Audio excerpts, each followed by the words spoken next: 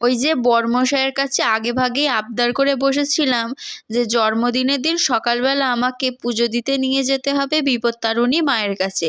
তাই বরমশাই আমার আবদার না ফেলতে পেরে সকাল 6টার সময় আমাকে নিয়ে বেরিয়ে পড়লো বিপত্তারিণী মায়ের কাছে পুজো দিতে। দেখো কি দারুণ সবজি বাগান তৈরি করেছে বাবা, নিজে শখ করেই তৈরি করেছে। একদিন সময় করে পুরো বাগানটা তোমাদেরকে ঘুরে দেখাবো। সঙ্গে দিদা আর মাসিও যাচ্ছে।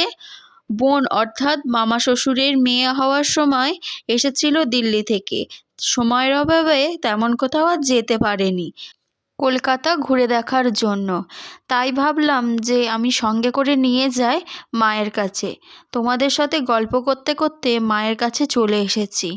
এরপর মায়ের কাছে পুজো দেওয়ার জন্য প্রসাদ আর আলতা সিঁদুর নিয়ে নিয়েছিলাম, তার সঙ্গে একটা ওড়নাও নিয়ে নিয়েছিলাম বাবার গাড়িতে বাঁধবো বলে। দিদা মাকে বস্ত্র দেবে বলে একটা সুন্দর লাল রঙের শাড়ি কিনে নিয়েছিলে। দেখো শাড়িটা কত সুন্দর দেখতে।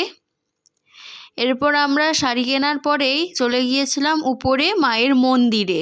আমি এসেছিলাম সকালে পুজো দিতে, তবে সন্ধ্যের আরতিও খুব সুন্দর হয়, তোমাদের একদিন শেয়ার করব। মায়ের কাছে চলে এসেছি, দেখো মায়ের মুখটা কত মায়ায় ভরা।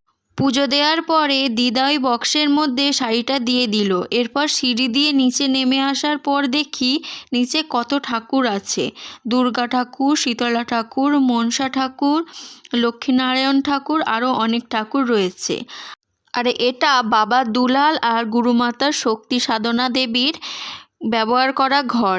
এই ঘরটা কত শান্তিপূর্ণ তারপর আমরা নিচে চলে এসেছিলাম ধূপকাঠি আর মোমবাতি দেওয়ার জন্য। প্রথমে বরমশাই ধূপকাঠি আর মোমবাতি জ্বালিয়েছিল, তারপর আমি জ্বালিয়ে দিলাম। দিনের শুরুতেই মায়ের কাছে পুজো দিতে পেরে মন মেজাজটা খুবই ভালো হয়ে গেল।